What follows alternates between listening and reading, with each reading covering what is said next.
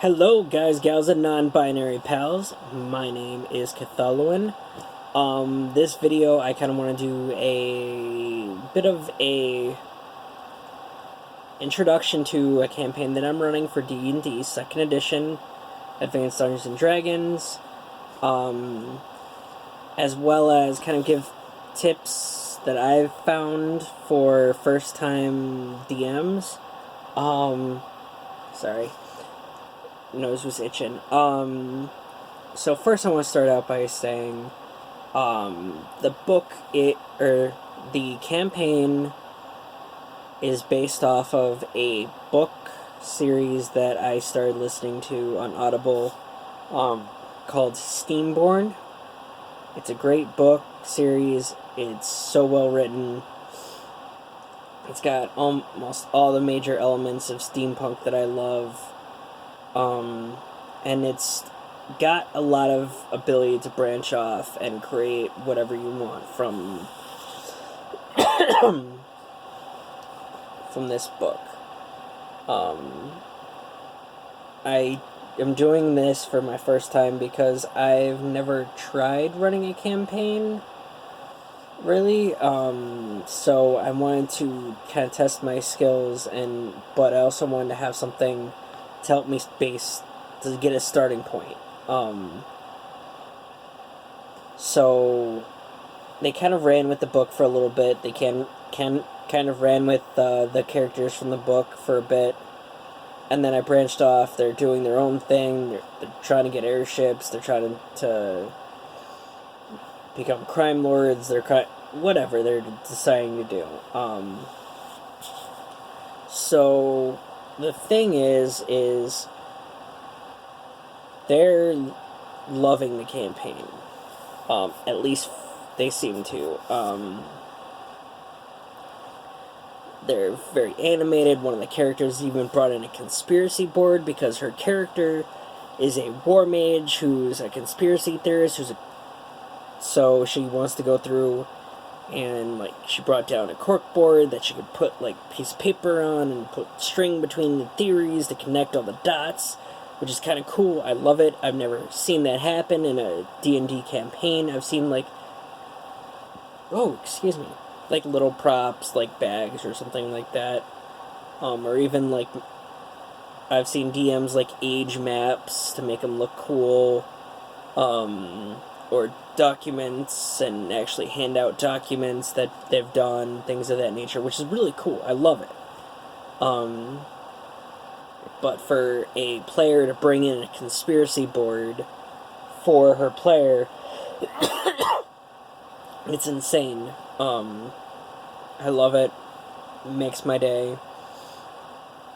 And then the other two players, one is a thief who, when he was younger, aspired to be a knight / guard in the city that they're from, and he got turned down.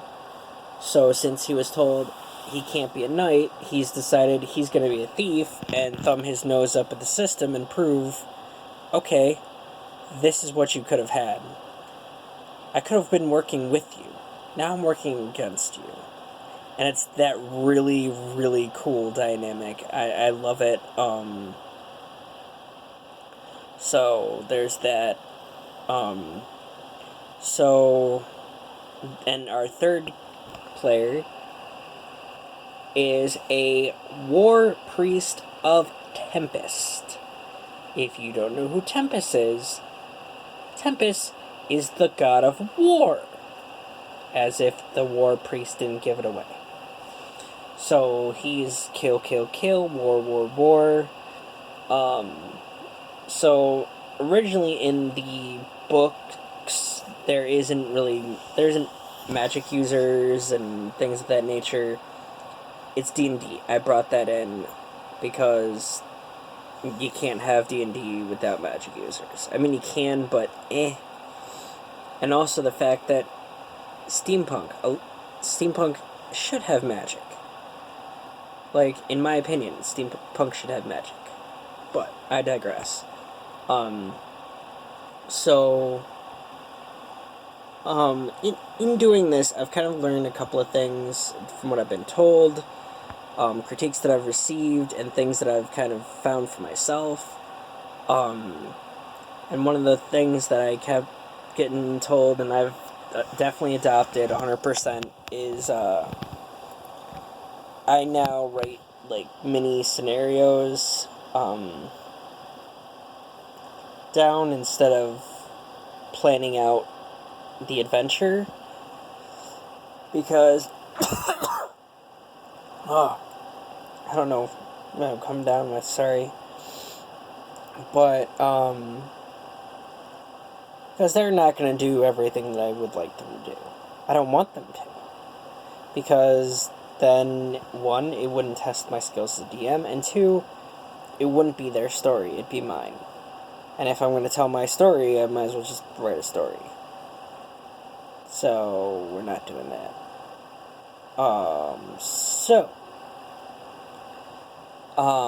What I've done is I've filled one entire notebook, and I'm working on a second of ideas that fit well into the campaign,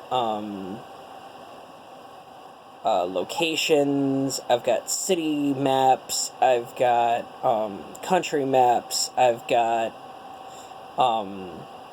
dungeon maps, I've got designs for airships, I've got lists of Spelljammer ships that I think would be a semi-appropriate for adapting into a steampunk environment for airships. I've created spells, I've created proficiencies, I've created weapons, I've got character sheets done for NPCs that if people decide that they want to add them later as players, that they can try and get them as NPCs in their party, kind of thing. So all of these ideas and whatnot, it's been kind of cool. I love the fact that I've given them a veritable playground of things to do and place to go, things to learn. So now it's up to them to figure out what they want to do. So far it looks like next session, they're going to get an airship. I have written a list of 4 Spelljammer ships and 2 ships of my design down on a list, and one of them is going to roll a d6. And they have a 33% chance, or they have a 33.3333333333333 repeating percent chance of getting a super ridiculously awesome ship. And well, not ridiculously awesome. They're decent. They're all decent, but they've got a chance of 2 ships with a good chunk of firepower. And the rest are okay. There's one that has no firepower. It is literally a dropship. No guns, no nothing. It's literally a speed, get in, drop troopers off, get out ship, which is kind of cool. But I'm giving them a chance to get what they get. So that's where I'm looking at. One of my ships,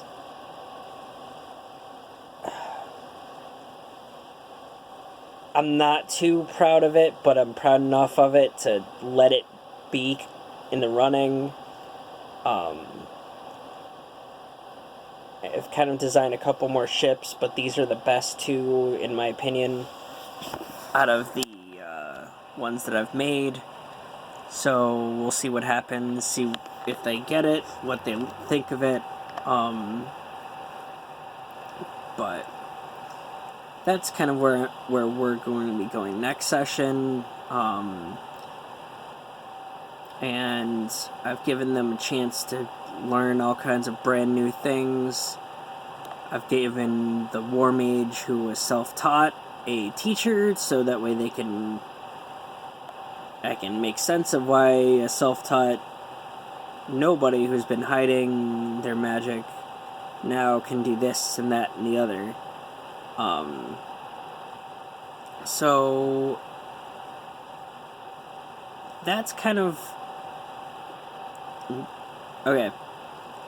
I didn't even get to my other tips. I'm sorry, I got sidetracked.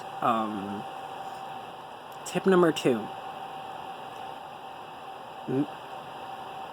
Don't worry so much about what you get done, or what you don't get done, or what you have written. It's about the story. But most importantly, it's about the players having fun, and the DM having fun, and giving the players a story that they can live through, and they can be happy with, and they can come back with stories of their own. One of my favorite scenes that my characters have run through so far, the thief wanted to surprise the War Mage with some little figurines so he can shut up about war, so he can, like, pretend to go to war and whatnot. And I was like, okay, you know what? I can do one better. So now, you can buy figurines. But not only do these figurines look very realistic, but they are animated, and they follow commands. So, they are also trained to know terms for tactics. So now, our War Priest of Tempest now has figurines, little tiny figurines, that he can run through military tactics with. Some are human, some are bugs. Bam! Now we can create scenarios and through them and have fun, and they love it. Like the frickin' thief who bought these for the War Priest, like, he loves them. He loves the idea of them, and he's like, dude, imagine just having like 5,000 of them yet. And I'm like, we can work towards that. You know what? Eventually, your mage can make it. Hasn't learned the spells yet, but eventually he'll be able to make it. Or she'll be able to make it. He's like, cool. That'd be great. Because imagine a legion and this, that, and the other. And I'm like, yep. That'd be awesome. We could do it. So they're enjoying it. They're creating things, and I'm helping them achieve these things that they want. And that's perfect. That's what you want to do. That's what you're aiming for. That is why you're there. You're creating an environment where their imaginations and their will can be put to life with the help of a system to regulate it. And I don't mean regulate as in tell them, nope, you can't do that because... No. Regulate as in, okay, you're fighting this giant thing. So now you have to work to kill it. Are you going to survive it? How big of a tale are you going to be able to tell? What is this tale going to be? Did you kill this giant Cyclops with his own hammer? Did you shoot in the face with a fireball after hitting it with grease? Did you drop an orb of destruction on it? Did you drop a meteor from outer space onto it? Like, what is your story? How did you accomplish it? Did you jump on its head and just stab it through the skull? What did you do? What epic tale can you later tell? What memories have we created for you? And that's what I love, is I love the memories. We have so many memories of different campaigns, and I love so many of the campaigns. I love so many of the characters. I love a couple of mine, particularly a character that I made named Utax, which I totally stole the name from Tabletop Champions. Not gonna lie. But I loved Utax. He was fun while he lasted. Maybe eventually I might bring him back. Though my DMs will hate me. They didn't like Utax. Utax was a tiny little halfling. Or was he? No. He was a gnome. No, halfling. Yeah, I believe it was halfling. I have to go look him up. I can't remember what race. He was like 3 foot tall, wore full plate armor, and he was a Bamf tank. So this little tiny tin can is running at you with a morning star and clobbering the crap out of you. Like, how do you go home and tell your wife, I'm out of work because I got my butt kicked by a 3 foot tall midget? Okay. 3 foot tall person in full plate armor. That's gotta be embarrassing. So, he was awesome. I loved him so much. So, there's so many characters and so many stories that we've created as a group. And that's what we're here for. It's not just about the rolling of the dice. It's not just about what we kill. It's about the stories we make. About the adventures, about the one-liners that we get in. Those grand things that have nothing to do with combat. Like, sometimes combat's just there to progress the story. The combat's not the story. The combat shouldn't be the story. What the story is what you guys create. And that's what I find, that's what I love about D&D. It's the power of the story. And okay, so I'm gonna let that part go. But the next thing is don't stress it. Don't stress the little things. Occasionally, you might have to flub a dice roll because you don't want a TPK or something like that. I'm not saying flub a bunch of dice rolls or whatever, but like, it happens if you feel like, okay, just so you know, you guys are alive, even though the dice said you should be dead. And that's fine, because you're keeping the story going. Am I saying do that all the time? No. But if the circumstance really, really needs it, you might have to do it. Thankfully I haven't had to do that yet. My dice have been doing that all on its own. Got into combat with one of the boss monsters that I was like, this should give you at least some semblance of a challenge. Not a lot, but at least a little bit, maybe? And it rolled a crit. Nat 20. Roll damage. 1. Yeah. I was mad. So we don't talk of that. We talk of the thief jumping off a building and onto a giant spider's back and yelling, I blame you, priest, which was actually awesome. That, like, I can picture it in my head. But that's, again, that goes back to the story. So, and my last piece of advice, at least for this video, is, when you do have an idea of what you want to do, please, for the love of God, don't try to force something to happen. Like, certain things are going to happen. There's just no way around it. But, like, being like, okay, well, for example, my guys want to buy an airship.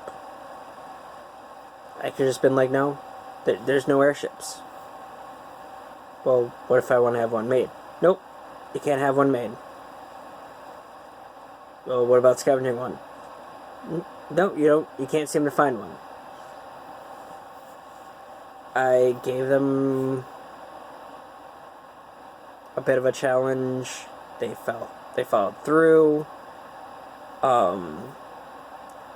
One of the things that they did was they kind of showed something that they shouldn't have, or they probably shouldn't have, and it got a reaction that helped them out. But then, like, what happened before or shortly after they got helped out. So, trying to progress the story in a specific way it's going to kill the story if that's not what your players want. Because if your players want an airship and you're telling them no, that's not their story anymore. If you're telling them they have to work to get it, that's a different story. You're giving them a chance to have what they want. They just gotta work for it.